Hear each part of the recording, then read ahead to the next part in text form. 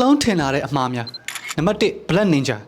နင်ဂျာလို့ပြောလိုက်တာနဲ့တကူလို့အမဲရောင်တွေဝတ်ပြီးတော့မျိုးလုံးလေးပဲဖော်ထားတဲ့သူတွေကိုပြင်းမြင်ကြမှာဒါပေမဲ့တကယ်အပြင်လက်တွေ့ကနင်ဂျာဆိုတာဘယ်တော့မှအဲ့ဒီလိုပုံစံမဟုတ်ခဲ့ပါဘူးနင်ဂျာဆိုတာရှေ့တုန်းကဂျပန်နိုင်ငံမှာတကယ်ရှိခဲ့ဘူးတဲ့လောက်ကျန်တပ်ဖြတ်ရေးသမားတွေဖြစ်ပါတယ်ဒါပေမဲ့ဒီနင်ဂျာတွေကရုပ်ရှင်တွေထဲမှာမြင်နေရတယ်လို့မျိုးဝတ်စုံအနက်တွေနဲ့လုံးဝမဟုတ်ပါဘူးတကယ်နင်ဂျာအစ်စ်ကအခုမြင်နေရတဲ့ပုံစံမျိုးတွေဖြစ်ပါတယ်အများစုကလူတွေကြားထဲမှာကိုယ်အောင်ဖြောင်းနေလို့ရအောင်ပုံမှန်လူတွေလူပဲဝတ်ဆင်ကြတာပါဒီလိုအမဲအောင်ဝတ်စုံနေနဲ့နင်ဂျာတွေဘယ်လိုစဖြစ်လာတယ်လဲဆိုရင်တော့ဂျပန်ရိုးရာပြဆက်တစ်ခုဖြစ်တဲ့ကာဘူဂီကနေစတင်ခဲ့တာဖြစ်ပါတယ်ဒီလိုပြဆက်တွေမှာအနောက်ခံ background ပြောင်းသွားတဲ့သူတွေကပြိတ္တမတိတောင်လှုပ်ရှားဖို့အတွက်အင်ကြီးအနက်ရောင်တွေကိုဝတ်ဆင်ကြရပါတယ်တနေ့မှာဇက်ဆရာတယောက်ကအဆန်းထွင်ပြီးတော့အနောက်ကဆက်တင်ရွှေ့တဲ့သူတယောက်ကိုနင်ဂျာဇက်ကောင်အဖြစ်နဲ့ထည့်သုံးကြည့်ခဲ့ပါတယ်အဲ့ဒီကနေအခုမြင်နေရတဲ့နင်ဂျာတွေစဖြစ်လာခဲ့ပြီးတော့နင်ဂျာတွေဘဝပြောင်းသွားခဲ့တာဖြစ်ပါတယ်။ဒါကြောင့်ယနေ့ခေတ်မြင်နေရတဲ့နင်ဂျာတွေဆိုတာတကယ်တော့ပြဆက်တွေကတောက်တူမရတွေဖြစ်ပါတယ်။နံပါတ်2မုံလာဥလူအများစုကယုံမြင်ရင်မုံလာဥကျွေးရမယ်လို့ပဲထင်ခဲ့ကြတာပါ။ဒါပေမဲ့တကယ်တမ်းယုံနေရဲ့အကြိုက်ဆုံးအစားအစာကဘယ်တော့မှမုံလာဥမဟုတ်ခဲ့ပါဘူး။ယုံမြင်ရင်မုံလာဥကျွေးတဲ့ဇလန်းကဘယ်ကစသွားခဲ့တယ်လဲဆိုရင်တော့ Lonely Jones လို့ခေါ်တဲ့ကတ်တွန်းကနေစခဲ့တာဖြစ်ပါတယ်။ Lonely Jones ကာတွန်းကို Warner Brother Company က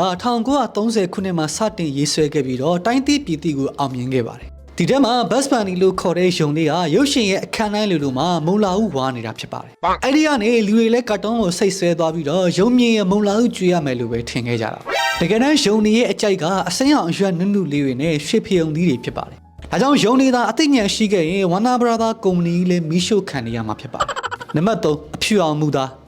နွားနို့တော့ရင်အယိုးစစ်တန်မာတွေဆိုတဲ့စကားကိုရင်းနှီးနှီးကြားဘူးကြမယ်လို့ထင်ပါတယ်တကယ်တမ်းမှာတော့နွားနို့ကအယိုးစစ်တန်မာခြင်းမတန်မာခြင်းနဲ့ဘာမှမဆိုင်ဘူးလို့ပြောလို့ရပါတယ်နွားနို့မှာကယ်လ်ဆီယမ်ဓာတ်တွေအများဆုံးပါဝင်သလိုလူတွေရဲ့အယိုးစစ်ကလည်းကယ်လ်ဆီယမ်နဲ့ဖွဲ့စည်းထားတာဖြစ်ပါတယ်အဲကြောင့်ဗမာလိုပဲတွေးကြည့်လိုက်မယ်ဆိုရင်တော့အနှဲငယ်ဆက်ဆက်တယ်လို့ထင်ရမှာပါဒါပေမဲ့ Harvard တက္ကသိုလ်ကဆယ်စုနှစ်တစ်ခုကြာအောင်လေ့လာပြီးတဲ့နောက်မှာတော့နွားနို့နဲ့အယိုးစစ်တန်မာခြင်းတွေကဘလို့မှမအပ်ဆက်ဘူးလို့ဖော်ပြခဲ့ကြပါနွားနို့ကအယိုးစစ်အတွက်ကောင်းတယ်ဆိုပေမဲ့နွားနို့တောက်တိုင်းအယိုးစစ်တန်မာလာမှာတော့မဟုတ်ပါဘူးဒီချင်းဘယ်အစားခဲ့တယ်လဲဆိုရင်တော့နွားနို့ရောင်းတဲ့ကုမ္ပဏီတွေရဲ့ကြော်ညာတွေ marketing တွေကနေစားခဲ့တာဖြစ်ပါတယ်နံပါတ်4 100% brain